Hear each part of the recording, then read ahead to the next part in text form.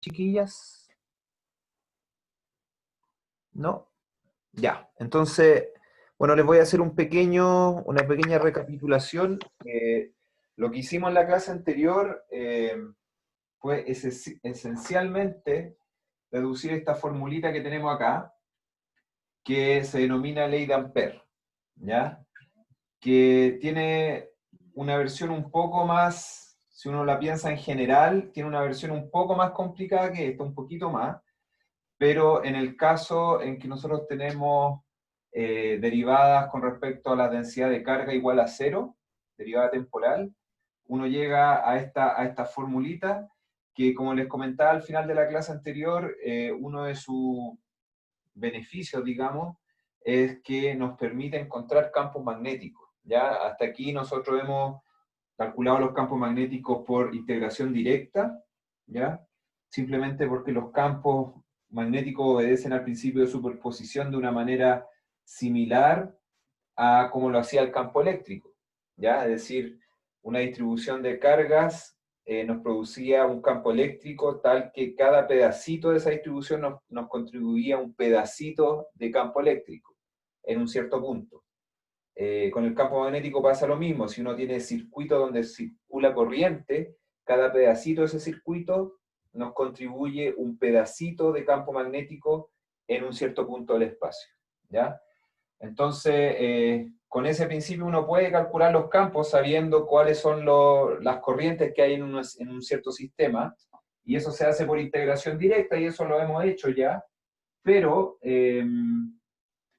pero esta ley, que en cierto sentido cumple un rol parecido a la ley de Gauss, nos va a permitir calcular campos magnéticos sin hacer integración directa, pero, al igual que con el caso de la ley de Gauss, vamos a tener que suponer ciertas cosas respecto del campo magnético. Es decir, vamos a tener que suponer cierta simetría o cierta geometría del campo que nos permita ocupar esta ley para calcularlo, ¿ya? Así que, como lo vamos a ocupar bastante, lo voy a poner aquí en la esquinita para que no se nos olvide. Entonces, el rotor de B es igual a mu sub 0 por J. ¿Ya? Ok, entonces vamos a hacer un par de ejemplos. El primer ejemplo es un ejemplo que que ya calculamos, pero simplemente se los quiero mostrar para que ustedes vean, perdón, la utilidad que la ley de Gauss tiene, perdón, la ley de Ampère, ¿ya? Entonces, el ejemplo más simple que uno se puede imaginar es el de un cable que porta una corriente I en la dirección hacia arriba, ¿ya? Nosotros vimos que en ese caso, eso fue lo primero que vimos cuando empezamos a ver magnetostática, que en ese caso se generan líneas de campo magnético alrededor del cable, que son como circulitos alrededor del cable. Entonces, si yo dibujo, por ejemplo, un círculo alrededor de este cable, entonces yo sé que en cada punto de ese círculo va a haber un campo magnético B, que en coordenadas cilíndricas se puede expresar como B por fitongo, ¿cierto? Y nosotros calculamos que B era igual a mu sub 0 por la corriente, por I, sobre 2pi rho, ¿ya? Donde rho es el radio del circulito correspondiente, digamos, que sería, esto sería rho, ¿ya? Entonces eso lo calculamos de manera directa, ¿ya? Entonces ocupemos la ley de Gauss. La ley de Gauss nos dice esto que tenemos acá. Entonces, lo primero que vamos a hacer es poner la ley de Gauss de una manera que sea útil, ¿ya? Entonces, la manera útil en que uno pone la ley de Gauss es la siguiente. Lo que vamos a hacer es integrar sobre una superficie que no es una superficie cerrada, por lo tanto no le hago el circulito acá. Es decir, supongamos cualquier superficie, ¿ya? Que sería esto. Entonces, cualquier superficie que no es cerrada, de todas maneras tiene una curva cerrada alrededor, ¿cierto? Está como limitada por una curva que sí es cerrada. Entonces, yo sé, por el teorema de Stokes, que si yo integro sobre esta superficie el rotor de algún vector cualquiera, lo vamos a llamar C, ¿cierto? Punto ds, donde el ds es el diferencial de superficie expresado como vector, es decir, considerando una dirección para esa diferencial de superficie, lo cual yo les he explicado varias veces a qué me refiero, es decir, esto es el diferencial de superficie escalar por n-tongo, donde el n-tongo es el vector normal a la superficie en cada punto, ¿ya? Entonces, si yo integro eso, eso va a ser igual a la integral sobre la línea cerrada que envuelve la superficie de dl.c. ¿Ya?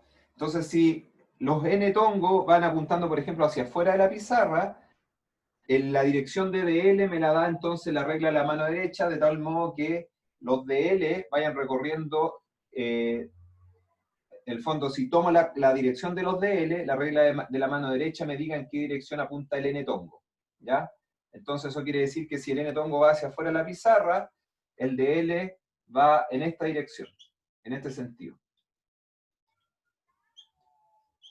¿Ya? Y eso es el teorema de Stokes.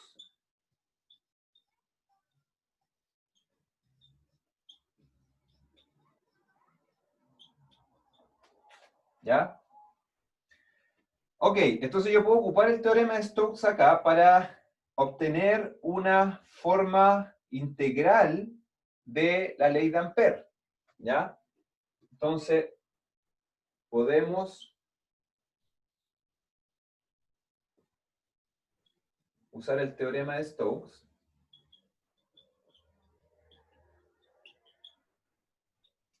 para obtener una forma integral de la ley de Ampère. ¿Ya? ¿Y cuál sería esa? Bueno, porque el teorema de Stokes me relaciona un rotor con una integral de línea, o sea, una integral de superficie de un rotor, con una integral de línea del vector correspondiente. Entonces aquí, como tengo este rotor, voy a aplicar el teorema de Stokes a este rotor, al rotor del campo magnético. Entonces me dice que integral sobre una cierta superficie del rotor de P, producto punto ds, eso tiene que ser igual a la integral cerrada sobre la curva que envuelve a S. A ver, eso es un tema de notación nomás, pero llamémosle gamma a esa curva cerrada que sería la curva que envuelve a S.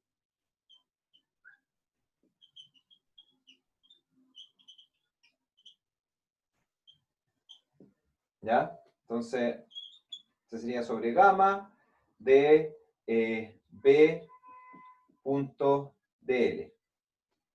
¿Ya? Y eso a su vez tiene que ser igual a la integral de superficie de aquello que es igual al rotor de B, que es mu por J, ¿cierto? Mu sub 0 por J. Punto ds. ¿Ya? Y eso es simplemente igual a mu sub 0 por la corriente que atraviesa la superficie S en la dirección en la cual yo estoy definiendo mi ds. ¿Ya? O sea que si la curva, o sea, si mi ds yo lo defino hacia afuera de la pizarra y no hacia adentro, y eso es algo que yo defino, es decir, cuando yo defino mi integral sobre la superficie, tengo que definir una dirección para ds, entonces supongamos que yo lo definí hacia afuera, entonces el I vendría siendo la corriente que está atravesando la superficie hacia afuera y no hacia adentro, ¿ya? Si fuese hacia adentro me daría un signo menos para eso, ¿ya? Pero de todas maneras el ds es algo que uno elige, yo también podría haber elegido hacia adentro la dirección del ds, ¿ya? Entonces, cualquiera sea la dirección en la cual yo elija mi DS, el I va a ser la corriente que va en esa dirección, ¿ya? Y entonces lo que esto me está diciendo es que la integral de B.dl tiene que ser igual a mu sub 0 por I.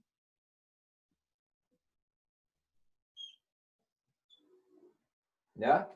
Donde el dl va a estar relacionado con la dirección del ds de acuerdo a la regla de la mano derecha. ¿Ya? Así que lo bonito de esta fórmula, que es lo que nosotros llamamos forma integral para la ley de Ampère, es que, por ejemplo, si yo en este problema conozco la geometría de mi campo, pero no conozco su magnitud, es decir, si en este problema yo conozco que mi campo sigue círculos concéntricos, tales que por su centro pasa el cable que transporta esta corriente, ¿ya? Entonces yo podría perfectamente elegir que mi curva, que la curva esta sobre la cual hago esta integral, fuese justamente lo que está marcado aquí por una línea discontinua. ¿Cierto? Porque acuérdense que así como en la ley de Gauss yo elegía la superficie sobre la cual integraba el campo eléctrico y calculaba el flujo eléctrico, aquí también yo soy libre de elegir cualquier superficie para realizar esta integral. ¿Ya? Entonces, la forma integral de la ley de Ampère me está diciendo es que si yo integro, por ejemplo, a lo largo de esta superficie, perdón, a lo largo de esta curva, mi B.dl, eso me va a dar mu sub 0 multiplicado por la corriente que atraviese la superficie S que está limitada por mi curva, que sería entonces esta de acá. Entonces esto de acá sería la superficie S. ¿Ya? Y esto de acá sería la curva gamma. ¿Ya? Acuérdense que la ley, aquí iba una superficie S y aquí iba una curva gamma. ¿Ya? Entonces yo estoy diciendo que en la dirección hacia arriba va una corriente I. ¿Ya? Eso quiere decir que mu por esa corriente I tiene que ser igual a la integral de B.dl, donde dl se relaciona con la dirección a lo largo de la cual estoy considerando mi corriente de acuerdo a la regla de la mano derecha. Es decir, que si mi corriente va hacia arriba, aunque tengo que ser un poco cuidadoso con el lenguaje acá, porque en el fondo lo que estoy diciendo acá es que I es la corriente medida hacia arriba, lo cual no quiere decir que la corriente I vaya hacia arriba. ¿Por qué? Porque I podría ser negativo, ¿ya? Entonces, I es el valor de la corriente que yo estoy midiendo que va hacia arriba. Pero si esa corriente fuese negativa, entonces realmente la corriente va hacia abajo, ¿ya? Entonces, no estoy suponiendo que realmente la corriente vaya hacia arriba. Lo que estoy diciendo es que I es el nombre que le pongo yo a la corriente que va para arriba, la cual puede perfectamente ser negativa, lo cual significaría que realmente va para abajo, ¿ya? Denle vuelta a eso que les acabo de decir porque es bien importante. Yo noto que siempre un poco los alumnos y alumnas se confunden un poco con eso, de que en el fondo no es que uno esté suponiendo una cierta dirección para la corriente, sino que uno está definiendo direcciones en las cuales uno mide esa corriente, la cual puede ir para ambos lados, ¿ya? Dependiendo del signo que termine teniendo este numerito I, ¿ya? Hecha esa aclaración, yo le llamo I a la corriente que va para arriba, quiero decir que estoy midiendo la corriente hacia arriba, ¿ya? Y ese I, que puede ser positivo o negativo, si lo multiplico por mu 0, me tiene que dar igual a la integral de dl.b, donde la dirección del dl obedece a la regla de la mano derecha en relación a la dirección en la cual estoy midiendo la corriente. ¿Ya? Por lo tanto, mi dl, yo sé que en este caso va para acá, ¿ya? Va en la dirección fitongo, digamos, ¿ya? Entonces, como en estas coordenadas de acá mi dl va en la dirección fitongo, entonces lo que voy a tener es que la integral, esta que tengo acá, va a ser igual a mi campo magnético, que yo dije que era B por fitongo. ¿Por qué? Porque esa es la geometría que yo estoy suponiendo para mi campo magnético. Estoy suponiendo que va a lo largo de fitongo. Lo que no sé todavía es cuál es su magnitud. Y eso es lo que vamos a descubrir ahora, ¿ya? Y eso lo tengo que hacer producto punto por dl, que yo dije que dl apunta a lo largo de fitongo, entonces dl va a ser igual a fitongo por un dl escalar, ¿ya? Y este fitongo por fitongo me va a dar 1 nomás,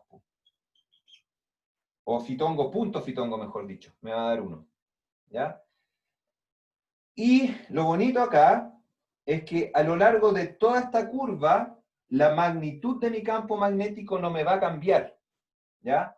Es decir, este numerito B que me aparece ahí va a ser el mismo acá, acá, acá, acá y acá, ¿cierto? Lo que me va a cambiar es la dirección del vector campo magnético, pero esa información, la información relacionada con la dirección del campo, está contenida en el fitongo, que evidentemente va cambiando en la medida que yo voy moviéndome a lo largo de la curva, por lo tanto esa parte ya está incluida, la parte de la dirección ya está incluida, y lo que me queda es solo la magnitud, pero eso no cambia a lo largo de la curva, ¿ya? La gracia que tiene eso es que como la integral es a lo largo de la curva y b no me depende de dónde estoy yo parado a lo largo de la curva, entonces este b puede salir fuera de la integral, ¿ya? Entonces me queda b, que ya no es una cantidad que dependa del ángulo phi que uno define en coordenadas polares o cilíndricas, sino que va a ser una cantidad que va a depender solamente del radio de la curva, que yo le llamo ρ, ¿ya? Y el resto entonces va a ser una integral sobre la curva del dl. Y la integral sobre la curva del dl es simplemente el perímetro total de la curva, que es 2pi por ρ. Entonces me queda 2pi por ρ, ¿ya? Y eso dijimos que era igual a mu sub 0 por i. Y eso, por lo tanto, me termina dando el resultado final, que es que b vector es igual a fitongo por mu sub 0 por i dividido en 2pi por ρ. Que es básicamente lo que estaba acá. ¿Cierto? Entonces, aquí hay que hacer el comentario que les vengo haciendo todo este rato, que es que esta expresión no necesariamente implica que el campo magnético apunta a lo largo de fitongo. ¿Por qué? Porque bastaría con que I fuese negativo para que el campo magnético apunte a lo largo de menos fitongo, ¿ya? Por lo tanto, mi solución toma en consideración esas dos posibilidades, que la corriente pueda tener un valor positivo o que pueda tener un valor negativo cuando yo la mido hacia arriba, ¿ya? Entonces, yo no pierdo generalidad diciendo I va para arriba, no, porque todavía no digo qué signo tiene I, y de hecho, si I fuese negativo, evidentemente mi campo magnético iría para el otro lado, daría la vuelta para el otro lado, ¿ya? Así que este es el ejemplo donde se ve de manera más nítida la aplicación que uno le puede dar a la ley de Ampère, ¿ya? Pero no es la ley de Ampère expresada como la obtuvimos en la clase anterior, sino que es la ley de Ampère expresada en su versión integral, ¿ya? Esa es la que nos permite resolver problemas que de otra manera tendríamos que haberlo resuelto por integración directa. Sin embargo, claro, uno se ahorra todo ese paso, solo porque fue capaz de suponer algo respecto de la geometría del campo, lo cual puede haber sido incorrecto. O sea, uno tiene que estar seguro de que está suponiendo algo correcto respecto a la geometría, pero si uno le achunta a eso, digamos, entonces el resultado sale súper fácil. ¿Ya?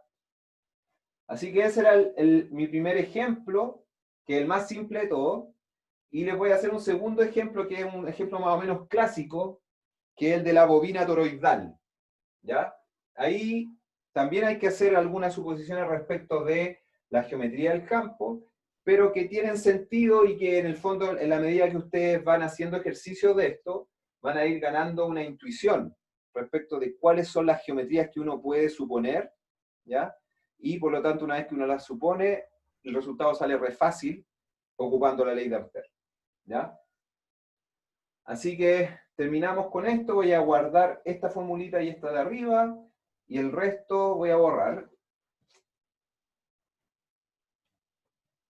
No sé si tienen preguntas, chiquillos y chiquillas, hasta este momento. Voy a subir el volumen, por si acá.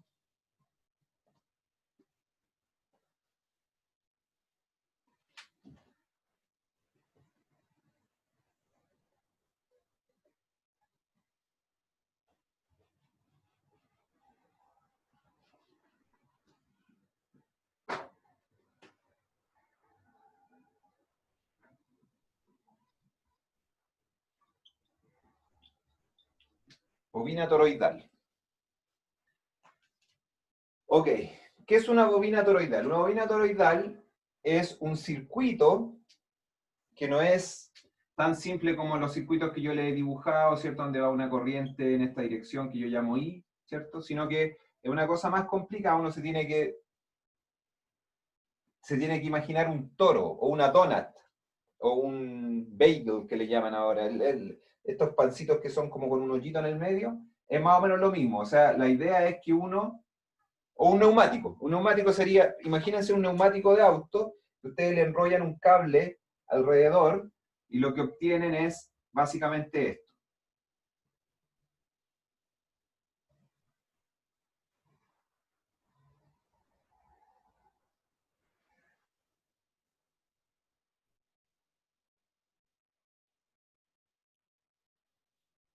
¿Ya? Entonces imagínense que metieron el cable por ahí, y le dieron hartas vueltas, y sacaron el cable por allá. ¿Ya? Entonces, si uno se imagina cómo va la corriente acá, la idea es que la corriente vaya siendo así, de modo que cuando estamos, si definimos un centro acá, que sería como el centro del neumático, cuando estamos más cerquita del centro, de este centro de acá, la corriente va subiendo, ¿ya? Y cuando estamos más lejos, es decir, en el borde exterior del neumático, entonces ahí la corriente va bajando, ¿ya? Entonces vamos a suponer un radio acá, ¿ya? Un radio que le vamos a llamar ρ. A ver, déjenme, ¿sí? Entonces en el fondo vamos a usar coordenadas cilíndricas de nuevo. Esto sería ρ, esto sería z, y la otra coordenada sería la coordenada phi nomás, que no, voy a dejar que nos imaginemos esa coordenada más que dibujarla para no llenar el dibujo de cosas. Pero, Profesor, ¿sí? pero el cable está haciendo como espiras y esas espiras forman el toroide. Claro, sí. Es súper importante que se imaginen bien lo que está pasando acá. La idea es que ustedes tienen un neumático, ¿ya? Y pescan un cablecito y le empiezan a dar vuelta al neumático. Van llenándolo, van enrollando el cable alrededor del neumático, y aquí ¡pum!, se salen, ¿ya? Y este dibujo es esto mismo, pero visto así como un poco de costado, ¿ya? Por eso se ve como un óvalo una cosa circunferencial, ¿ya? ¿Les quedó más claro ahora a qué me refiero con el dibujo? Muchas gracias, profe. ¿Sí? Ya. Ya, entonces eso es. Entonces, ¿qué es lo que tenemos que hacer primero? Aquí hay corriente y por lo tanto va a haber campo magnético, ¿cierto? Y el campo magnético va a estar en todo el espacio. Entonces, lo que nosotros queremos es definir el valor del campo magnético en distintas partes del espacio, pero en particular nos va a interesar qué es lo que pasa en el plano del neumático, digamos. ¿Ya? Entonces, calculemos el campo primero en el plano del neumático.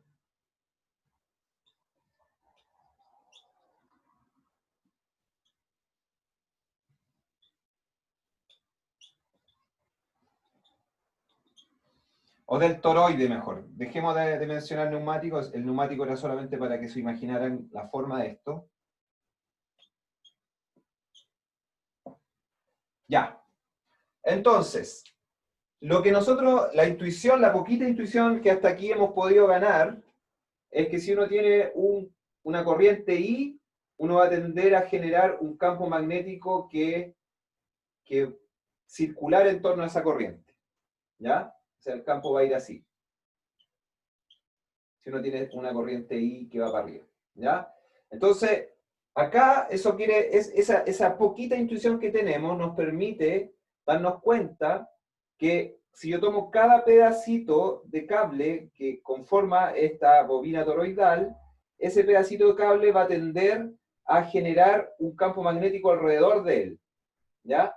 Pero como yo tengo muchas espiras acá, entonces el campo que cada una de ellas genera se va a ir sumando al de al lado, y lo que uno esperaría tener, en términos de la geometría del campo magnético, es un campo que vaya en esta dirección.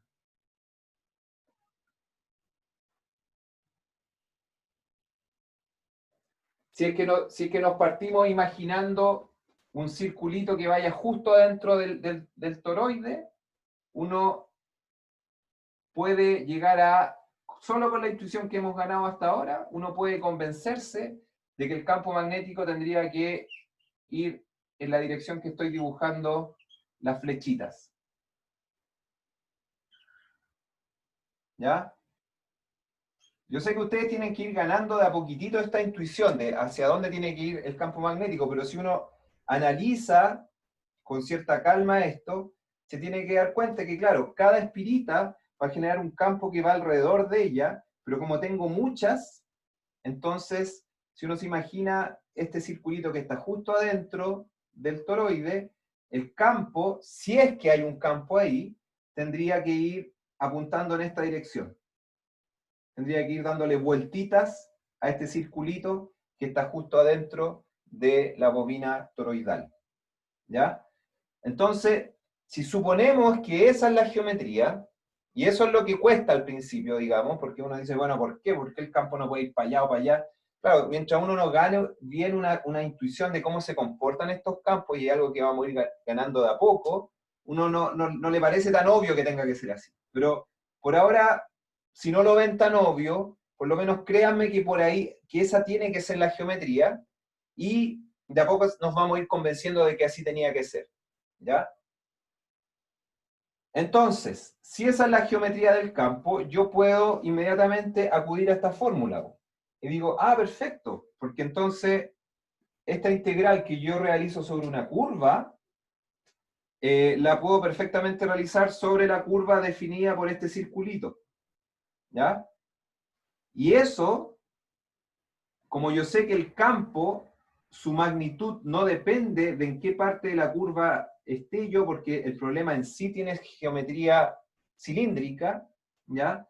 Entonces, de nuevo yo voy a poder sacar la magnitud de mi campo magnético afuera de la curva, afuera de la integral, mejor dicho, y entonces lo que voy a tener es que si B vector es igual a un B escalar por fitongo, y mi dl es igual a un dl escalar por fitongo, entonces mi integral sobre la curva de b.dl va a ser simplemente igual a la integral sobre la curva de b escalar por dl escalar, que por la misma razón que eso ocurría en el ejemplo anterior, ¿ya? Básicamente porque fitongo era 1, ¿ya? Y ahí, bueno, como el módulo de b lo puedo sacar afuera, me queda b por integral de dl sobre la curva, la cual es simplemente 2pi por el radio de la curva que vamos a llamar ρ, ¿ya? Eso tiene que ser igual a mu sub 0 por la corriente que pasa por la superficie encerrada por la curva, que es esta superficie que estoy tachando ahora, ¿ya? Y ustedes pueden ver que si efectivamente esta curvita está por dentro de mi toroide, o de mi bobina toroidal, ¿ya? Entonces la corriente que atraviesa esa curvita vale 0, ¿ya? Por lo tanto, eso quiere decir que el campo magnético a lo largo de esta curva tiene magnitud 0, ¿ya? Entonces, si es que es cierto que el campo debería tener esa geometría, entonces yo estoy demostrando que ese campo es nulo, ¿ya? Y lo mismo aplicaría si yo eligiera otra curvita, que podría ser esta, o otra que podría ser esta, ¿ya? Y eso es para curvas que están en el plano del toroide, pero yo también podría pescar estas curvitas y llevarlas aquí arriba, por ejemplo. Sacarlas del plano, ¿ya? Y en ese caso, de nuevo la corriente que fluye es 0, ¿ya? Y si la geometría del campo tiene que seguir siendo cilíndrica, entonces eso me permite demostrar que acá arriba también el campo es 0, ¿ya? Por lo tanto, utilizando ese argumento que se basa en el hecho de que la geometría de mi campo, ¿Profe? termino al tiro la idea, Ya, ok. que se basa en que la geometría de mi campo es cilíndrica, es decir, tiene que dar vueltitas así, entonces yo puedo con eso pescar cualquier curvita y llegar siempre a la conclusión que el campo magnético afuera de mi toroide va a ser 0. ¿Ya? Dime, Felipe. Es que no comprendí muy bien por qué al final se anulaba la intensidad. Porque no hay corriente pasando, por ejemplo, si yo tomo, cambiemos el color. Si yo tomo esta curva de acá, ¿ya? Estoy completamente afuera de mi toroide, ¿cierto? Y piensa que la corriente en el toroide va siguiendo las líneas del cable, que son estas vueltitas que estoy mostrando acá, ¿ya? Solamente por ahí va la corriente. No es que la corriente vaya a lo largo del toroide, va simplemente a lo largo de espiras que van dándole vuelta a mi toroide, que es lo que yo dije que podía perfectamente, por ejemplo, ser un neumático o una dona, ¿ya? Entonces, solamente ahí va la corriente. Entonces, si uno se hace la pregunta, ¿cuánta corriente atraviesa mi circulito verde? Recuerden que esto representa un circulito visto un poco de costado, ¿cierto? ¿Cuánta corriente atraviesa este circulito? La respuesta es 0. No hay corriente pasando para allá, ¿ya? O para abajo, o en ninguna dirección pasa corriente por acá, ¿ya? Entonces, si mi campo magnético efectivamente tiene esta geometría cilíndrica, que es la única geometría que si uno le da un poco de vuelta a este problema, es la única geometría que podría llegar a tener el campo magnético, porque el problema tiene geometría cilíndrica, ¿ya? Obviamente estamos suponiendo que las espiras están muy pegadas una a la otra, porque si no, claro, si están medias separadas entre sí, entonces uno ya podría empezar a pensar que el campo magnético no sigue realmente circulitos concéntricos, sino que como que son circulitos que son como medio curvos, qué sé yo, porque van siguiendo, digamos, en la medida que uno se acerca más a una de las espiras, aumenta la intensidad, qué sé yo. Entonces, claro, si la separación entre las espiras es más o menos grande, uno empezaría a tener una cosa media rara, no sería un círculo propiamente tal, pero si las espiras están juntitas, una justo pegada a la otra, entonces la geometría del campo tiene que ser cilíndrica.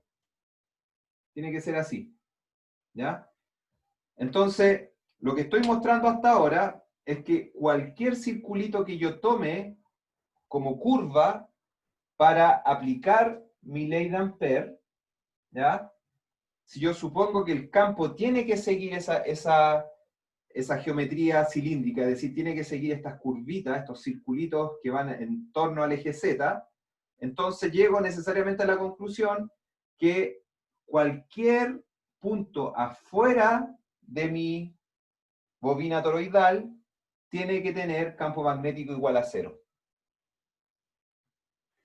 Sin embargo, bueno, eso es lo que hemos visto para los que están como adentro de la bobina, pero también ocurre para los que están afuera. Por ejemplo, la curvita que yo acabo de dibujar acá, que la voy a completar.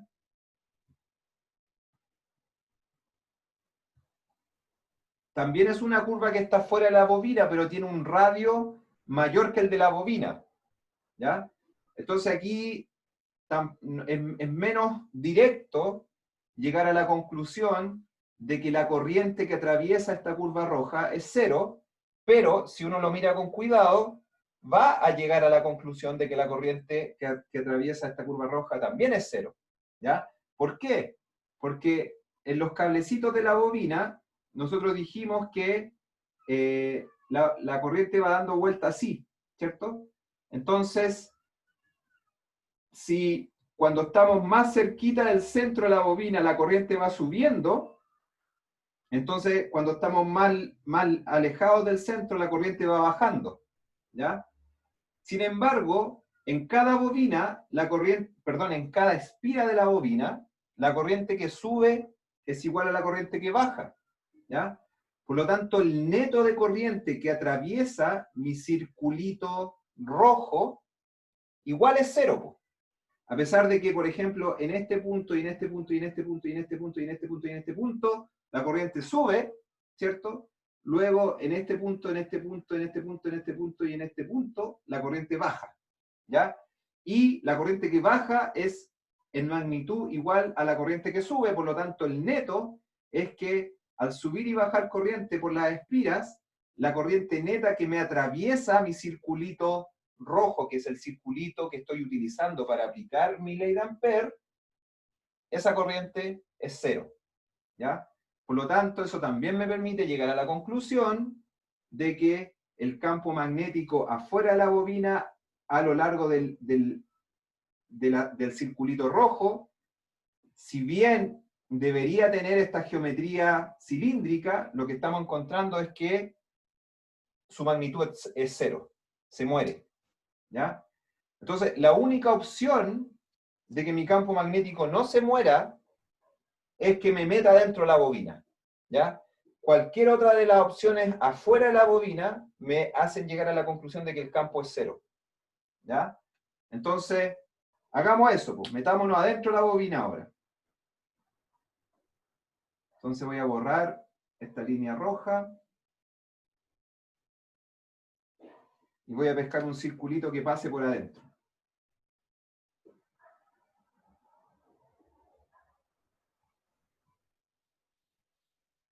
¿Ya?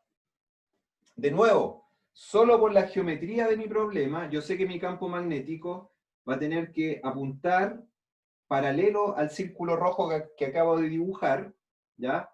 Vamos a suponer que el campo magnético lo medimos de acuerdo a nuestro eje fitongo, cuya dirección estoy mostrando ahora mismo con estas flechitas, ¿ya? Entonces voy a decir que mi campo es igual a un B por fitongo. De nuevo, B no tiene por qué ser necesariamente positivo, o sea, estoy midiendo mi campo a lo largo de fitongo, pero podría el campo ir para el otro lado perfectamente, ¿ya? O mejor dicho, estoy expresando mi campo B vectorial en términos de fitongo, ¿ya? No estoy suponiendo que tenga que ir en esa dirección. Dicho eso, aquí sí que la cosa se pone interesante. ¿Por qué? Porque si yo tomo en cuenta la corriente que atraviesa mi circulito rojo, esa corriente va a estar dada por la corriente total que circula por las espiras cuando éstas están, o mejor dicho, en los pedacitos de espira que están por dentro del circulito rojo, ¿ya? Entonces, como yo les dije, que íbamos a suponer que el movimiento de la corriente en la espira era así, Entonces, cuando estamos más cerca del centro, la corriente en las espiras va subiendo, y cuando estamos más lejos está bajando, ¿ya? Entonces, eso quiere decir que la corriente total que atraviesa mi espira roja, o que atraviesa mi circulito rojo, va, primero que nada, ir para arriba, ¿ya? Y va a ser igual a la corriente que va en el cable completo, digamos, el valor de I en el cable, pero multiplicado por el número de espiras que yo tenga, es decir, el número de circulitos que yo tenga o que yo haya realizado para envolver o para construir, mejor dicho, mi bobina toroidal, ¿ya? O sea, uno puede contar cuántos de estos circulitos tengo, 1, 2, 3, 4, 5, 6, 7, imagínense que tengo, no sé, 50, ¿ya? Entonces, ese 50 va a ser el número de espiras que yo tengo, por lo tanto, la corriente que va a atravesar mi circulito rojo va a ser 50 veces I, ¿ya? Ahora, no tiene que ser 50, vamos a decir que ese número es N mayúscula nomás, ¿ya? Y por lo tanto, lo que vamos a tener es que, en este caso, nuestra integral de B.dl es simplemente igual a mu sub 0 por N por I, donde I es el número de espiras de la bobina. ¿Ya?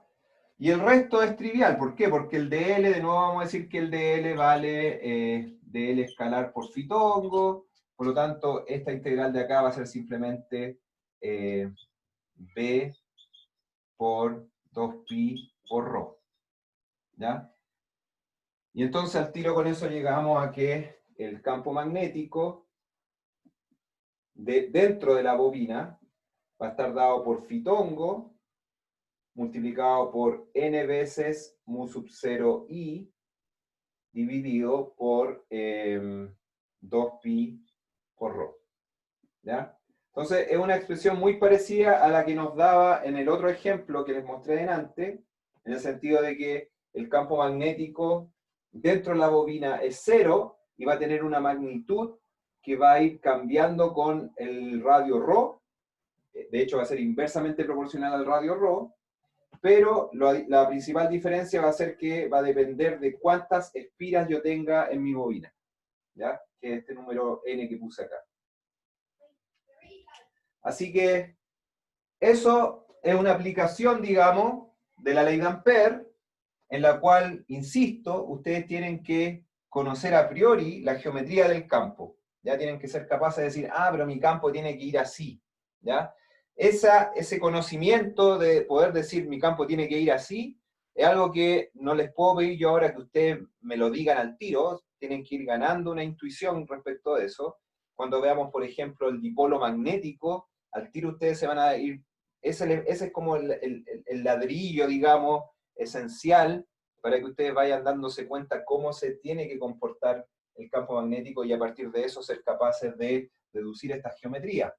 Nosotros hasta aquí simplemente el único ejemplo que les di en que ustedes calcularon el campo magnético directamente era el del cable infinito, ¿cierto? Y solo con ese comportamiento yo les hice un argumento de por qué el campo magnético tenía que ser cilíndricamente, tendría que tener una simetría cilíndrica en este caso, ¿ya?